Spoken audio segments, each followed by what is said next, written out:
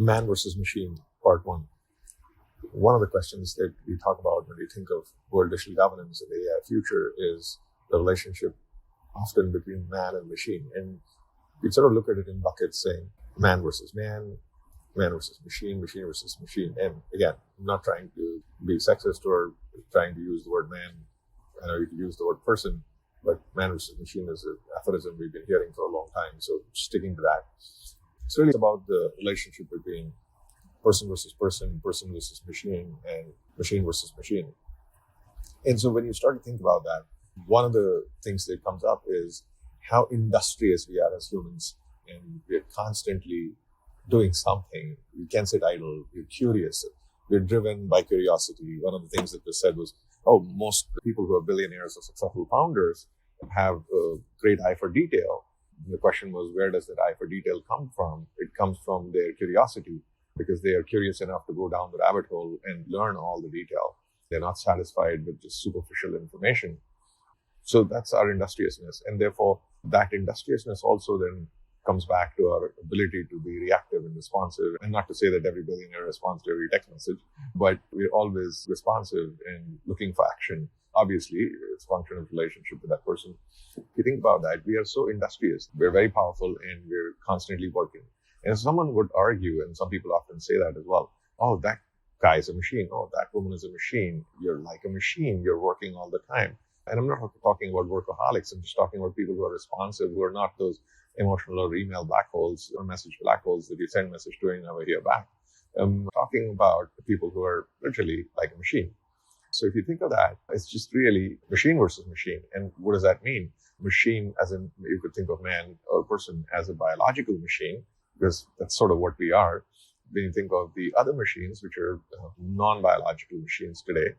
And so if you think of a convergence and singularity, people talk about, how the machines will take over, as in these mechanical machines, which are non-biological in nature, will take over these biological creatures who are biological machines. But I don't think that's what the future holds for all humanity.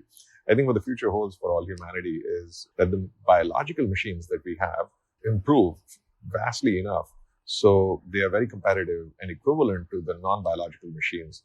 And so, yes, the relationship between man and machine in the future could be really about the relationship between the biological machine and the non-biological machine. And we've all heard of the stories of androids and the hybrid scale between the one spectrum was a purely biological machine, and the other end of the spectrum was a purely non-biological or physical machine, if you will, in some sense.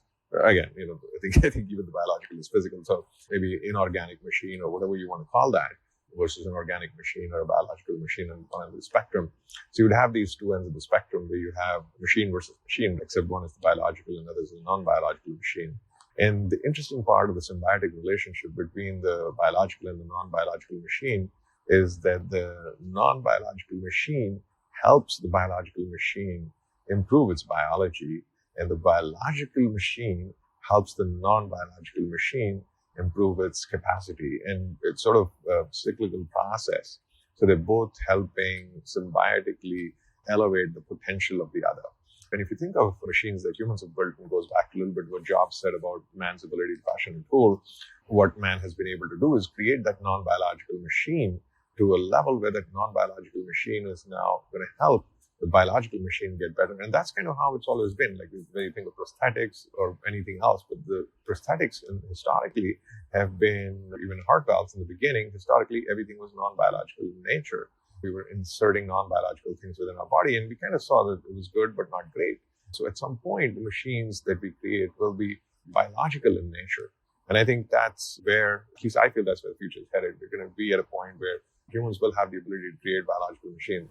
When I was a kid, someone told me, humans have done so much invention, so much technology, but no one's really invented a living thing, as in a blade of grass. And when you think of inventing a living thing, and I'm not talking about cloning here, people are often scared because we've grown up reading the stories of Frankenstein.